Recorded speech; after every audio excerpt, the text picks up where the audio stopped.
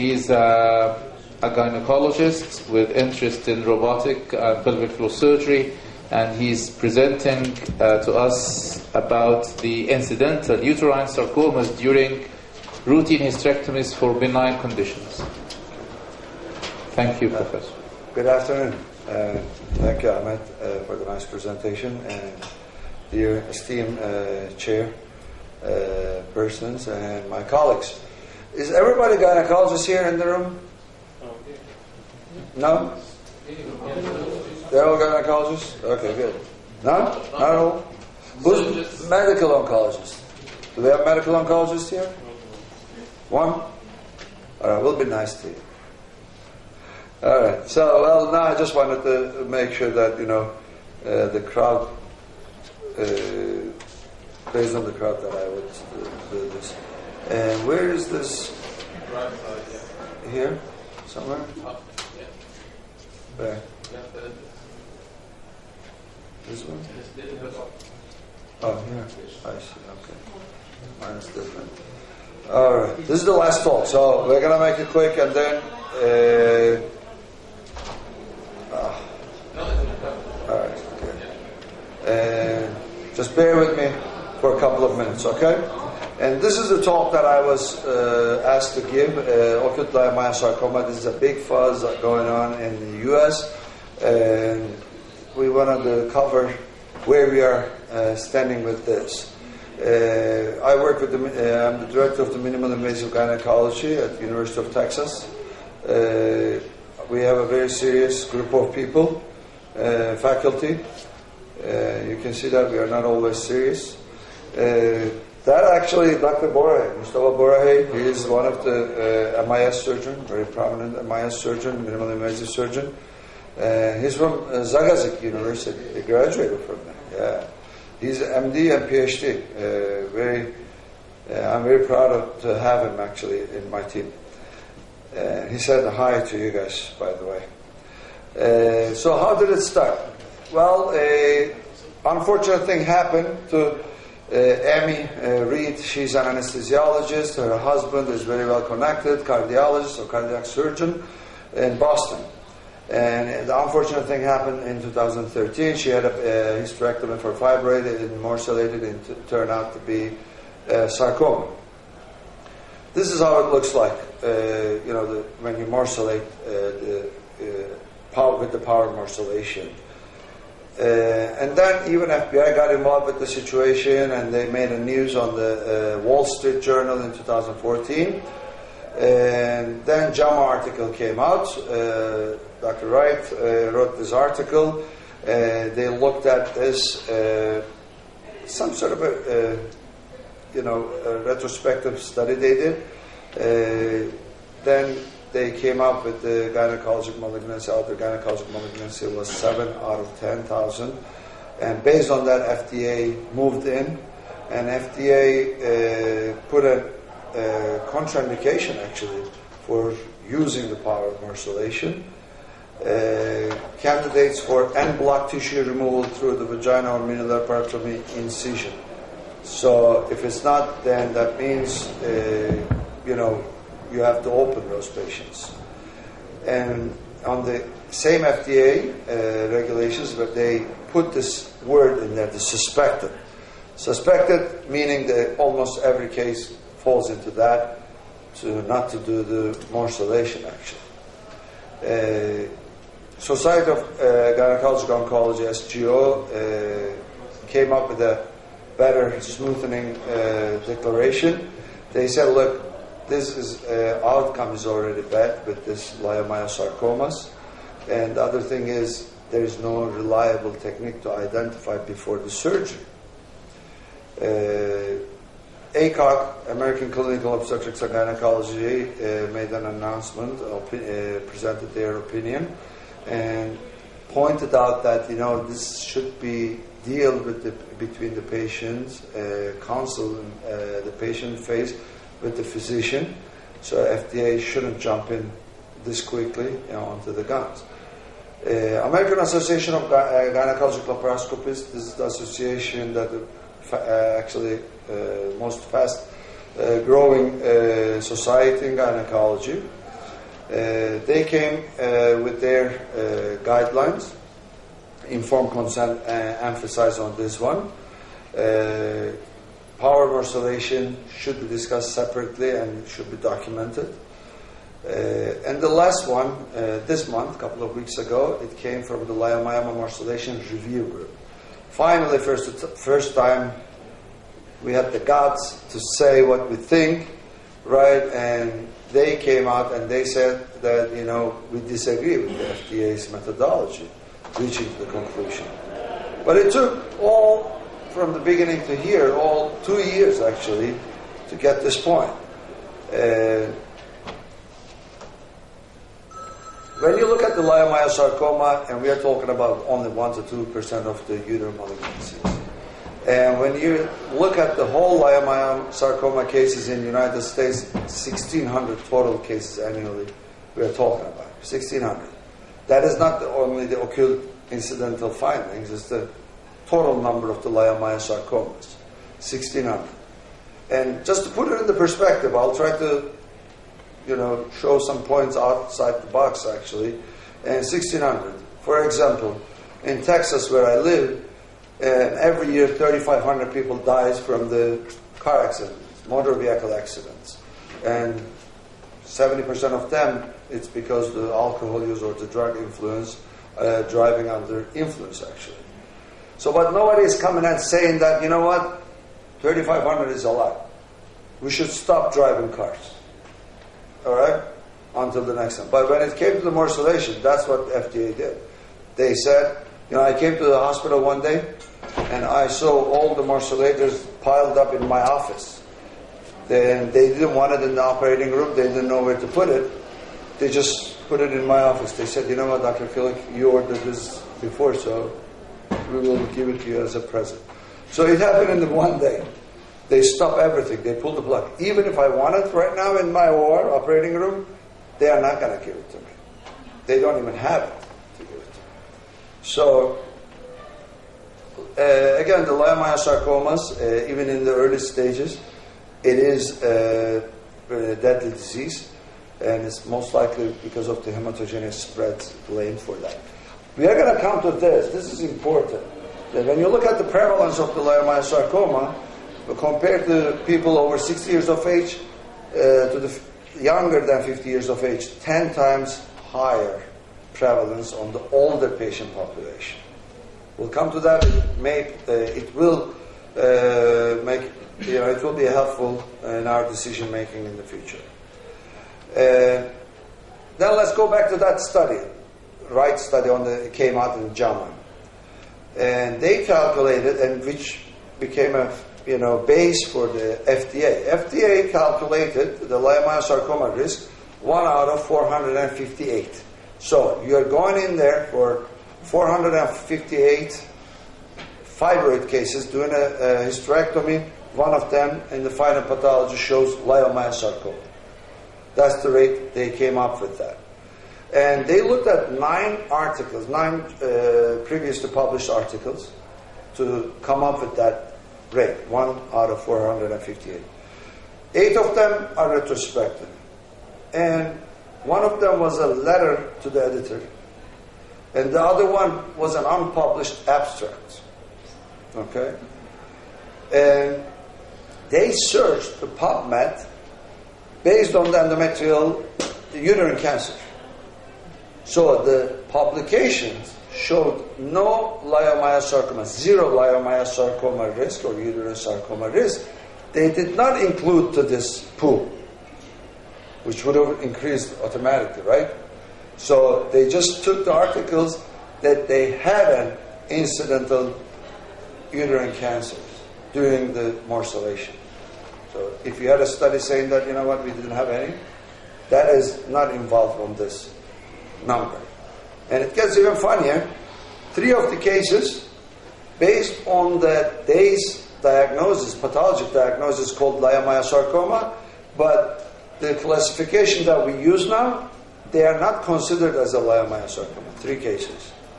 They are considered as an benign atypical leiomyoma based on the current pathology classification.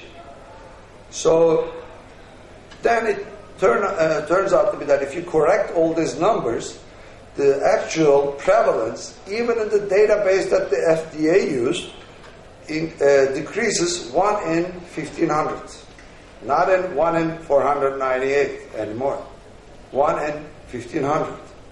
Well, is it an incidental thing? Is it only FDA study base showing these numbers, the prevalence rate? Well, look at the other studies that just recently came out. And Bohar's study shows similar number. Pritz, they looked at this is their own study. Bohar's is the database study in the U.S. Bohar's is Europe, Germany, and then this is U.S. When you look at the prevalence rates, they are pretty much the same. It is very, very low. It's less than 1 in 1,000. In our study, well, we looked at the incidence, so that's why I didn't write our second column in there, but that also shows, even as an incidence, it shows very low numbers, actually, we're talking about here. So when you look at those things, you always have to look at where the market is shifting, where the money is, what is shifting money-wise, and then that will help you to understand certain areas everywhere in medicine or in any other areas.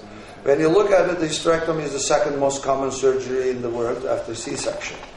And when you look at the numbers until 2014, fibroid was the most common cause of the reason for hysterectomy. And between 2000 and 2004, laparoscopic surgery number was only 12%. And then we did a database study and looked at the number up to 2010. There was a shift from open to vaginal toward the laparoscopy.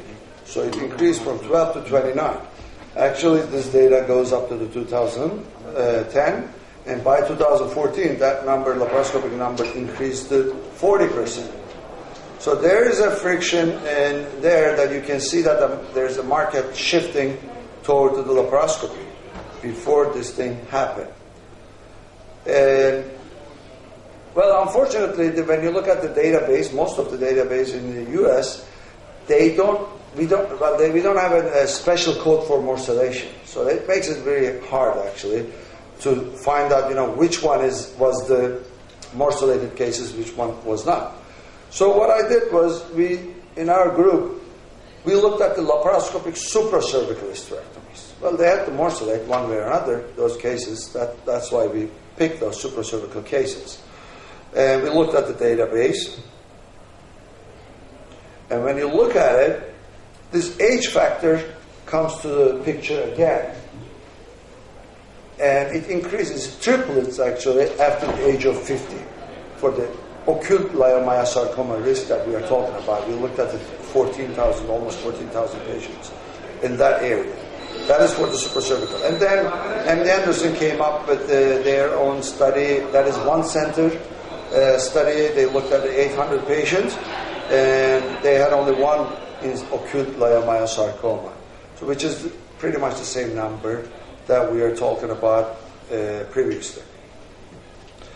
And we also looked at the laparoscopic myomectomy cases. That also had to be morcellated one way or another, correct? So the age factor comes into the picture again. Before age of 40, we haven't had any occult leiomyosarcoma. So if FDA was searching this, they were not going to put this study in there because it's 0. So the myomectomy, you start seeing it after 40, and after 50, again, it tripled after 50. All right. So the age looks like it's a big factor.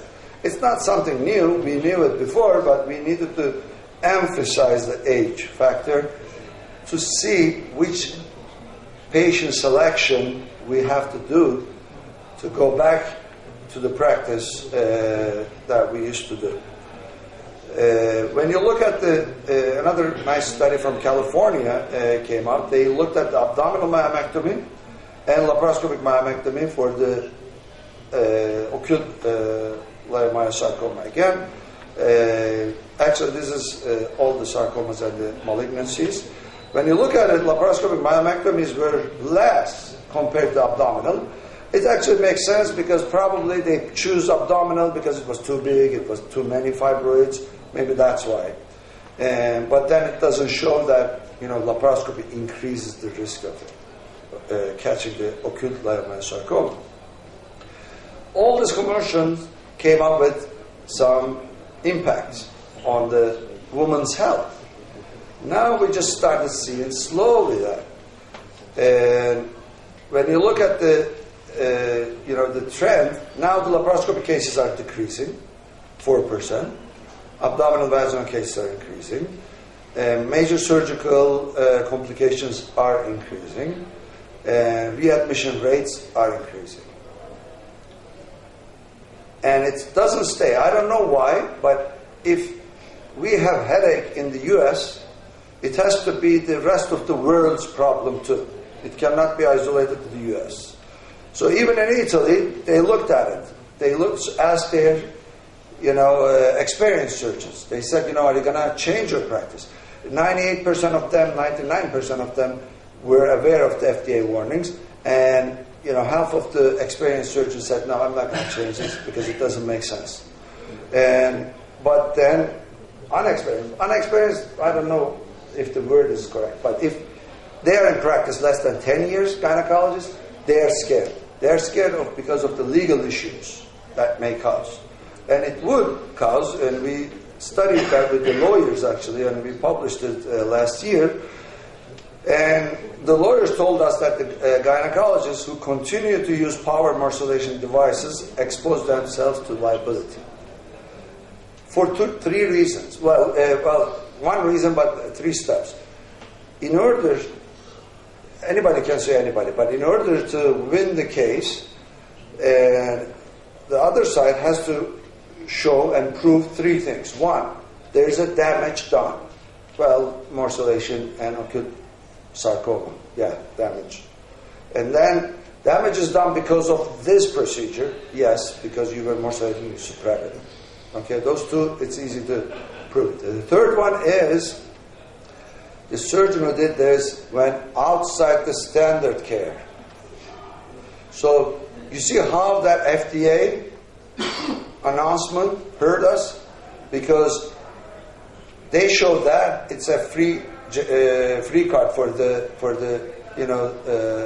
patient side's lawyers to say that, you see, FDA said don't use it, and this person used it, and you're going to lose that. That's a legal issue. That exposes you for the liability issues in the U.S. So that's why people stop doing it for the wrong reasons. But then, when you look at it, to understand the three-dimensionally where we are going with this, a couple of really smart studies came out. One of them is this.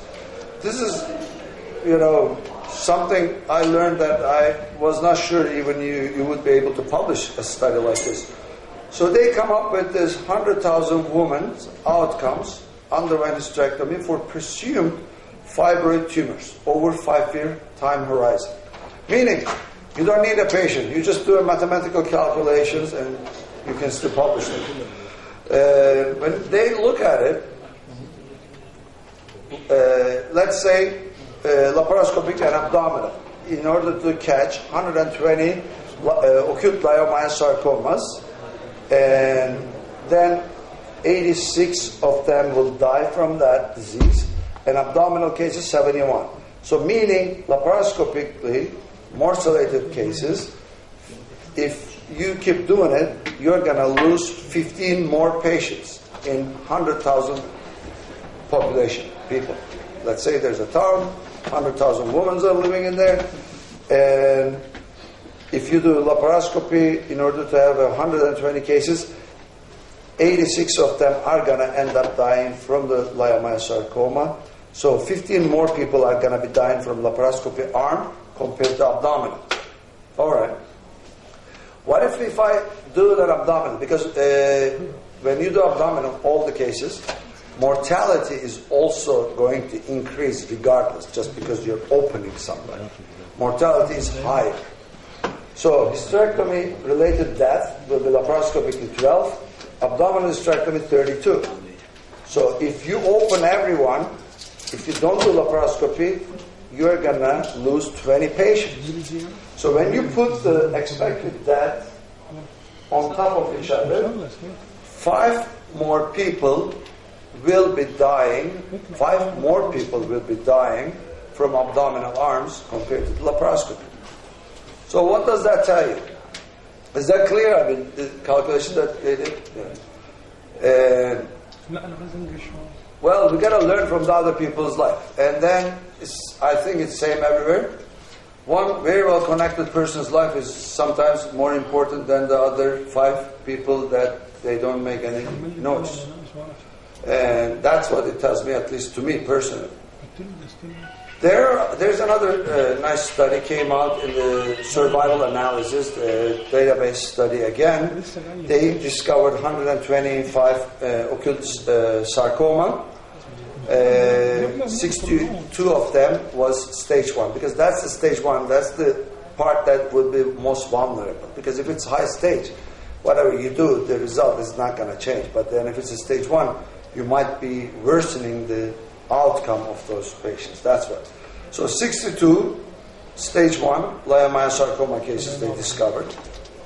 This is Kaiser Permanente study.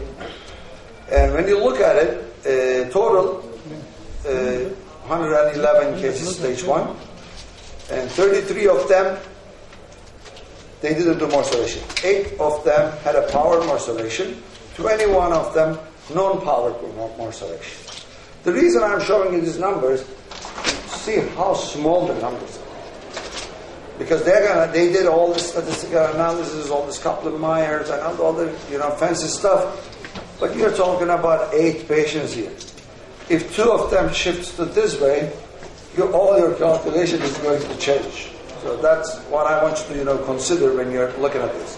But then again, when you look at the 1 year outcome of this 3 groups, when you put it, well, let's say 2 groups, morcellation, because powered morcellation on non-powered morcellation is pretty much the same outcomes.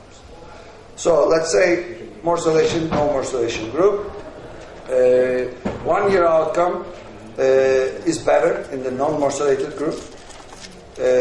But then when they calculated the 3-year disease-free and survival rate, that it wasn't significantly different in between those 2 groups. That's the study. But then again, we are talking about 8 patient here, 21 patient over on the other side. And the other point, this is we just recently submitted this. We looked at the weight of the uterus. And when you look at the weight of the uterus, we picked it up 250 grams, less than 250 grams, incidental acute leiomyosarcoma risk. The age is still a factor. After 50, it doubles. But then again, when you look at the overall numbers, the smaller the uterus is, the prevalence risk of acute sarcoma will be less. And there is another study in Europe.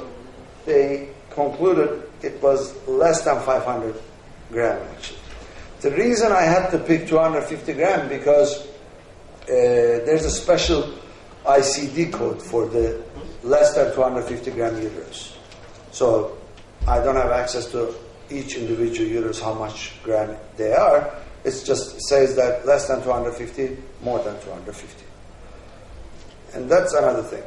Well, when you look at the near futures,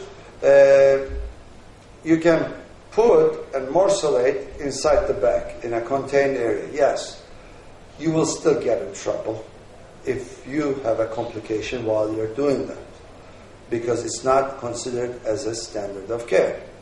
And you might be exposing or increasing the risk for other reasons for morcellation. If you morcellate the bag, for example, with it, and the bowel is behind it, that's still gonna put you on the legal issues problems. And then it increased the surgery time 20 minutes. And there are some practical ways of doing it. It still doesn't cover the myomectomy. if you are doing the myomectomy, what do you think is going to happen? I mean, are you going to put the whole abdomen inside the bag? An 18-year-old girl comes with the G0, bleeding, fibroid in there. Are you going to offer hysterectomy to these ladies? I mean, these are all have to be thought and tailored per, patient, per individual, rather than the FDA jumping in there and saying that, no, I banned this product and I don't want you to use it. And the other thing is they looked at the spilling ratio. When the morcellator diameter is bigger, the risk is spreading is less. And then if you hold the specimen here while you're morcellating, it prevents the specimen rolling around the morcellator. It decreases the risk of spilling it. And those are, they're working on from those different angles for this. But are these things are cost effective? Do I have enough time? I don't have time here. How long time do I have left? A couple of minutes? Well, I'll talk on the cost effectiveness. In order to save, with the current practice in the United States, in order to save one acute leiomyosarcoma during laparoscopy, how much money you have to spend? Because you start opening them and all this cost is going to go up, right? Any guess in the audience? How much dollar you have to spend to save one case? 10 million. Yeah, how did you know that? Okay. When it comes to money, he knows everything. Yes, $10 million, that's true. And, because of the healthcare costs. So what can you do with that 10 million? And I love your talk because you're trying to adopt something for Egypt. It's a very innovative study, and it has to be that way. You shouldn't be just looking at it, in the U.S., the recommendation rate of age of HPV vaccination is 11. Why? Because they are sexually active. They become sexually active at the age of 10. That's why it's 11. Is it the same thing in Egypt? I don't know. Then you have to come up with that number. Then you have to create your own pathway.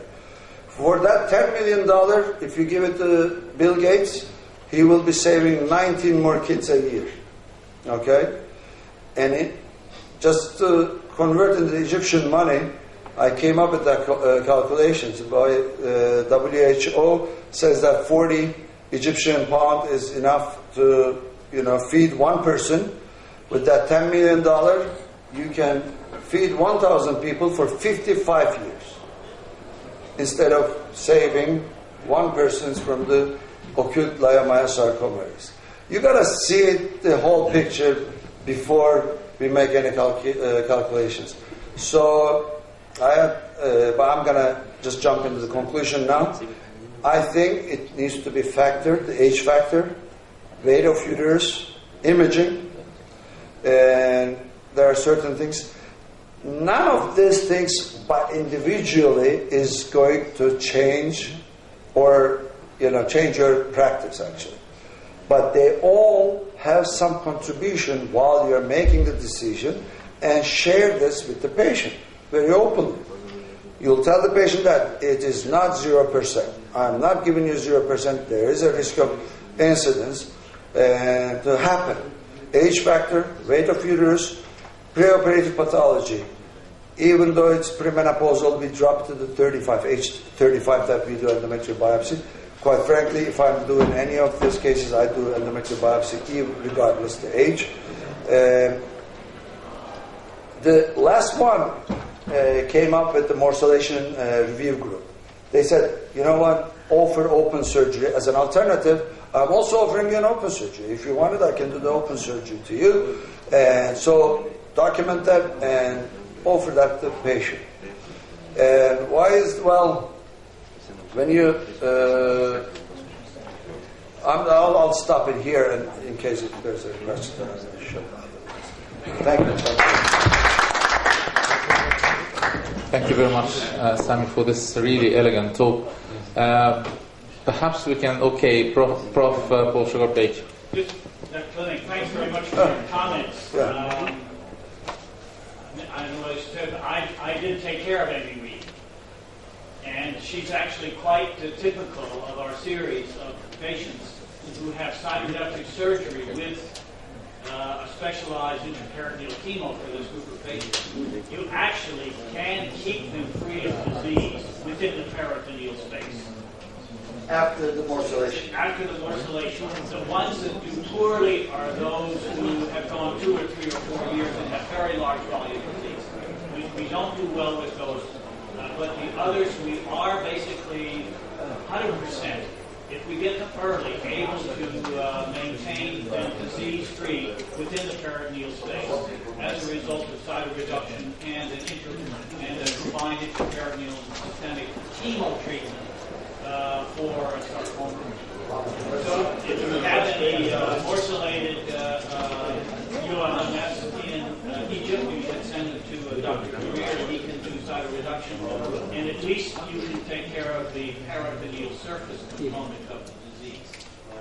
Well, this is great to know. As a matter of fact, GUD has had 3 systemic recurrences, but she's not had any further problems. It's better than bones or spine or something, right?